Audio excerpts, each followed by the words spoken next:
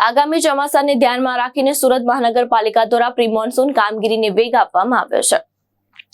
આરોગ્ય રાજ્યમંત્રી પ્રફુલભાઈ પાનસેરિયાએ શહેરમાં ચાલી રહેલી ખાડી સફાઈ અને પ્રી મોન્સૂન કામગીરીની સમીક્ષા કરી તંત્રને જરૂરી સૂચના આપી હતી।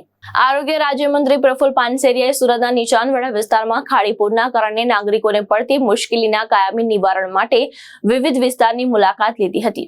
આ પ્રસંગે મેયર માયાબેન માવાણી, કોર્પોરેટર, સ્થાનિક આગેવાન તેમજ મનપાના ઉચ્ચ અધિકારીઓ પણ ઉપસ્થિત રહ્યા હતા।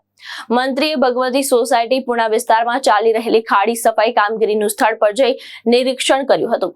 ખાડીની સફાઈ માટે એમ્ફીબિયસ એક્સકેવેટર મશીન દ્વારા સતત કામગીરી કરવામાં આવી રહી છે। પ્રફુલભાઈ પાનસેરિયાએ અધિકારીઓને સ્પષ્ટ સૂચના અપાઈ હતી કે ચોમાસા દરમિયાન નાગરિકોને પાણી ભરાવાની ગંદકી જેવી સમસ્યાનો સામનો ન કરવો પડે તે માટે કામગીરીમાં કોઈ પણ પ્રકારની બેદરકારી ન રાખવામાં આવે। તેમણે તમામ કામગીરી નિર્ધારિત સમય મર્યાદામાં પૂર્ણ કરવા માટે તંત્રને કડક તાકીદ કરી હતી।